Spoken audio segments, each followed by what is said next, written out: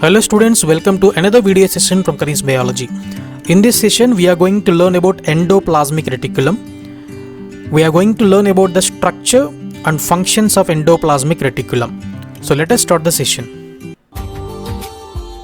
Subscribe now and press the bell icon. Never miss an update. First of all, let us know the meaning of endoplasmic reticulum. What is endoplasmic reticulum?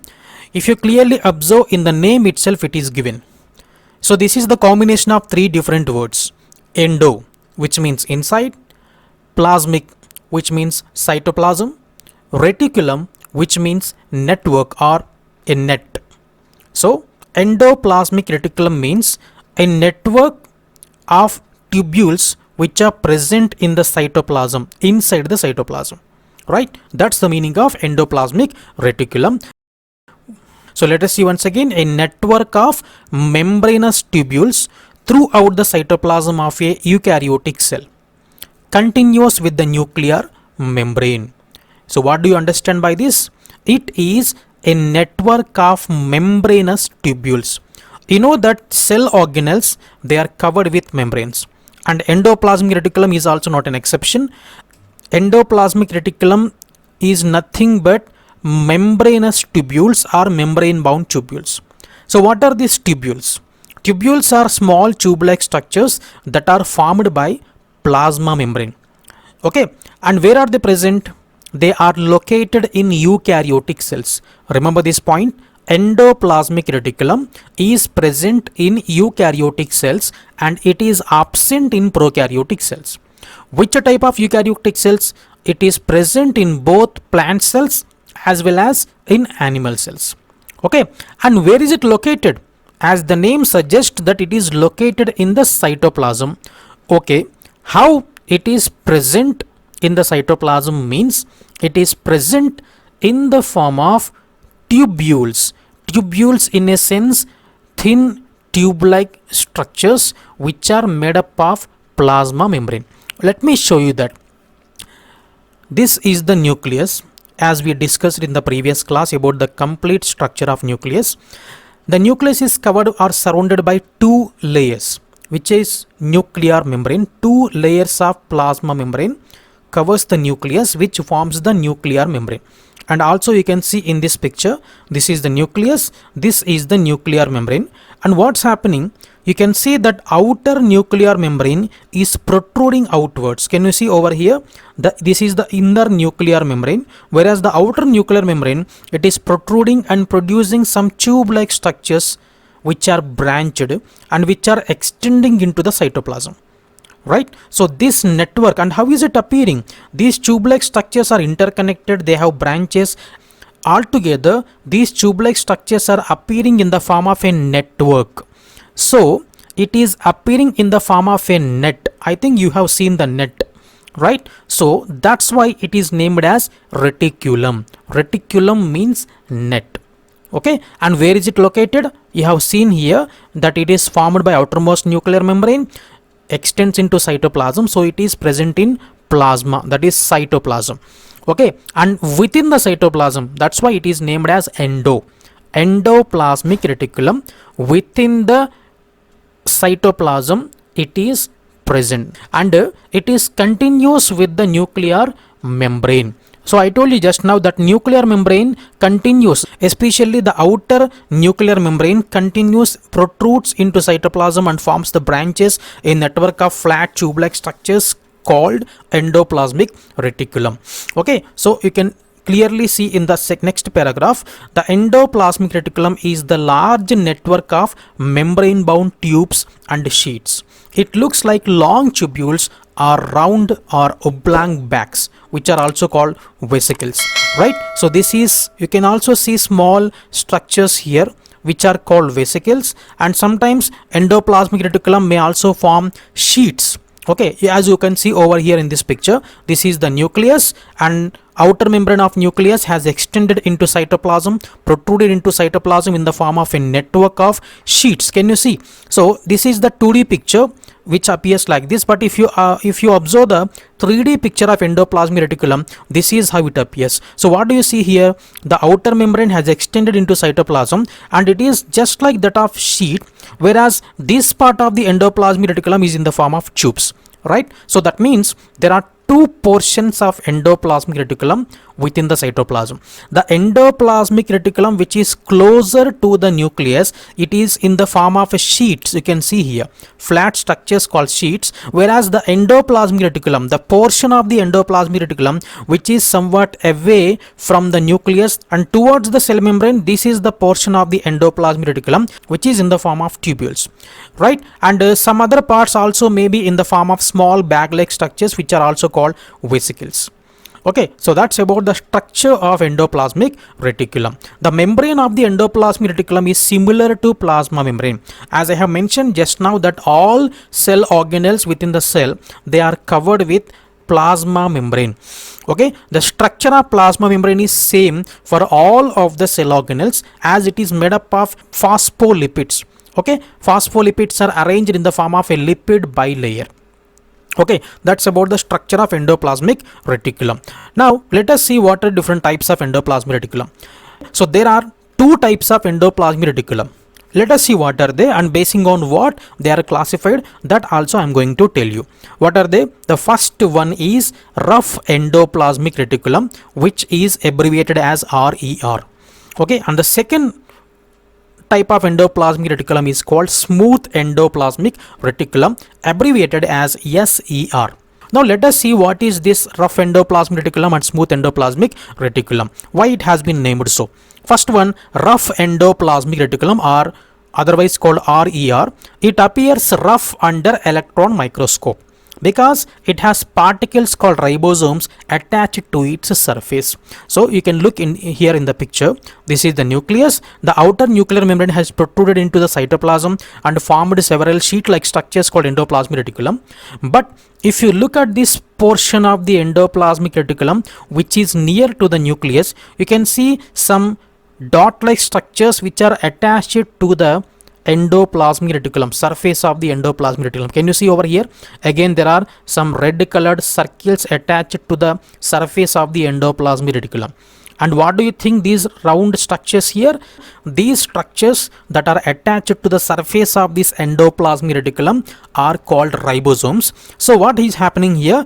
The surface of the endoplasmic reticulum that is near to the nucleus is studded or attached with several small granule-like structures called ribosomes.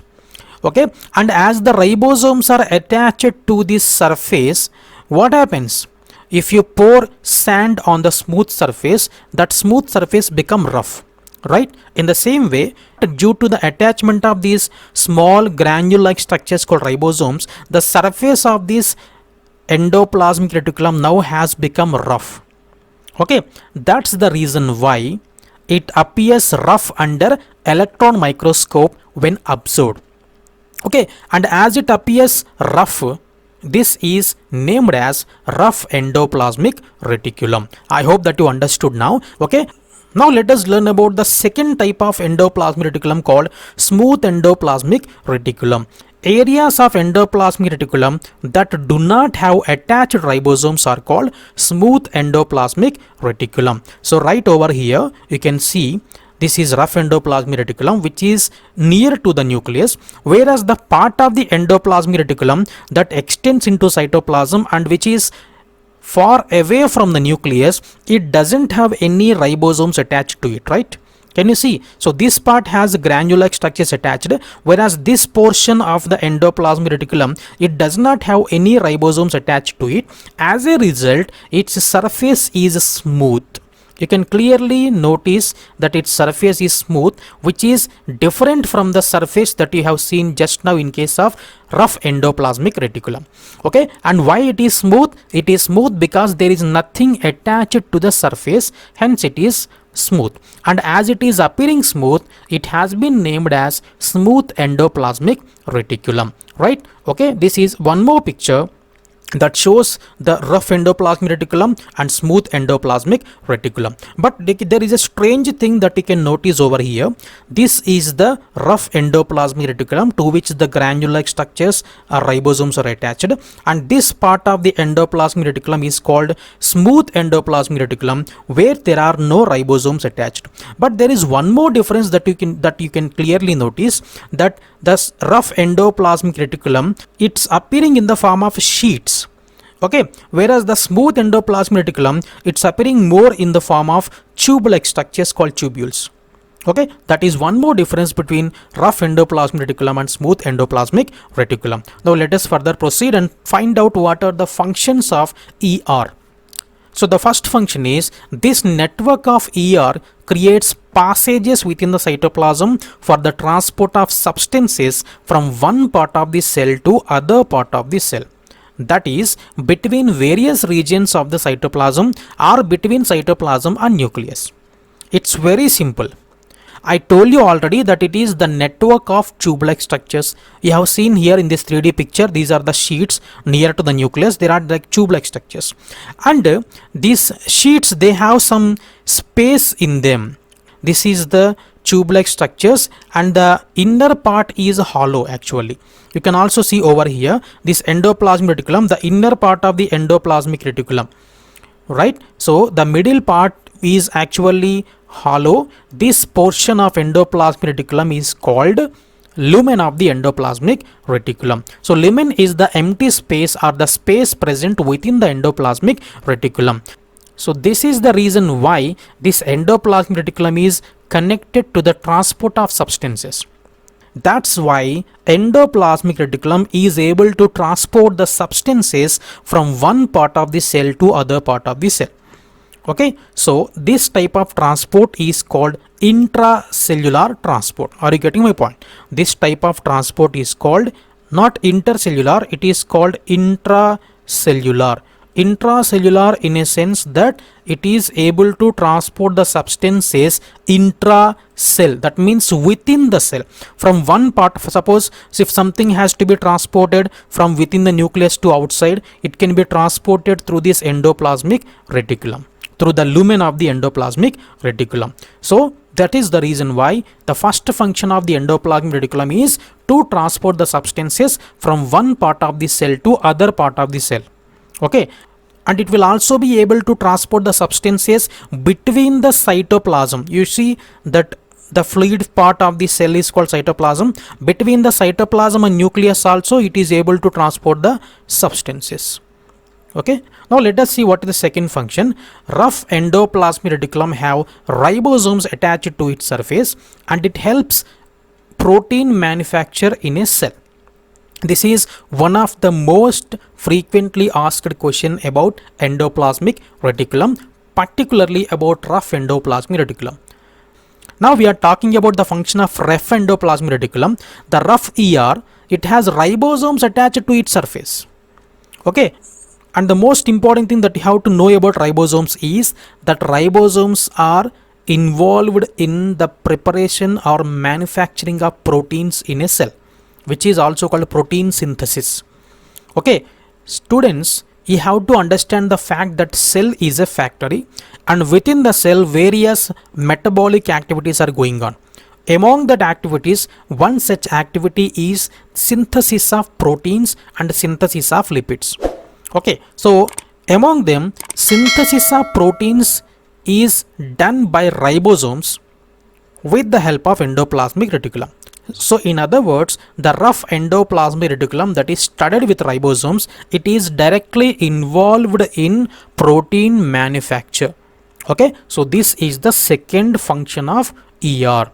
So the proteins that are manufactured within the endoplasmic reticulum will then be used as enzymes or will be used for any repair or construction purpose within the cell. Okay, that's about rough endoplasmic reticulum. And the second one is smooth endoplasmic reticulum, and let us see what is its function. Smooth endoplasmic reticulum, it helps in the manufacturing of fat molecules or lipids that are important for cell function. Okay, in addition to proteins, fat molecules such as lipids, cholesterol, they are also equally important to the cell. For example, you know the membrane of all the cell organelles is made up of lipid bilayer. So those lipids are very important for the manufacturing of cell. Imagine if something happens to the cell membrane. Imagine that it is the cell membrane, and if something happens to cell membrane, there is an injury happened to cell membrane, and to heal that injury, what is required? The cell membrane is made up of lipids. So if the membrane is injured, to repair that cell membrane, lipids are required. So not only protein synthesis, lipid manufacturing also should take place in the cell. Okay, and where does it happen? The liquid manufacturing or lipid synthesis happens in smooth endoplasmic reticulum. So what is the third function of endoplasmic reticulum? The type of endoplasmic reticulum called SCR, it helps in the manufacturing of fat molecules or lipids that are important for cell function. So this is most important. These 2 points are very, very important with reference to the functions of endoplasmic reticulum. Okay, and what I told you, the manufactured proteins and lipids are sent to various places using endoplasmic reticulum. So I told you already that endoplasmic reticulum itself responsible for transport of substances.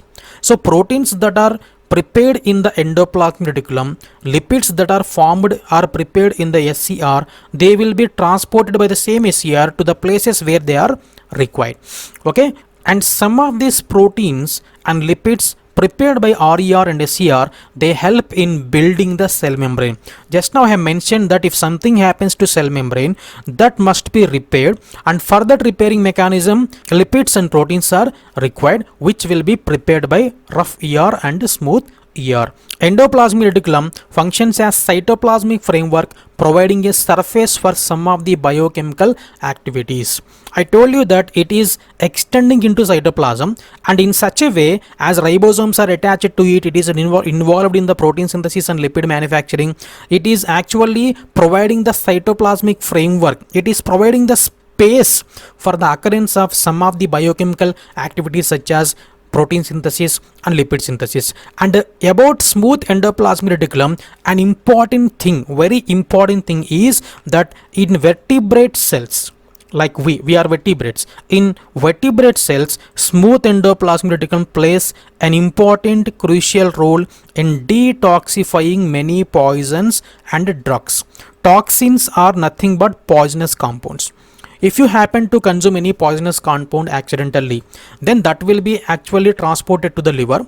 Within the liver, detoxification happens. Detoxifying means removal of the toxins or making the toxins ineffective. That's called detoxification.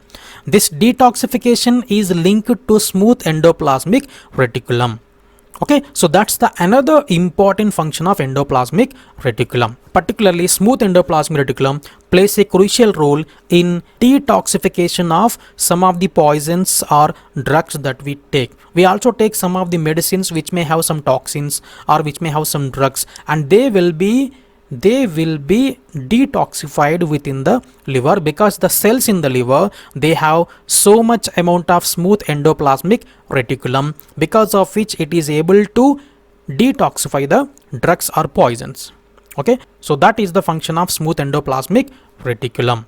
I hope that you got it. Thank you for watching. I will meet you in my next session. In my next session, I will be talking about Golgi complex. Okay children, that's all for today. Thank you.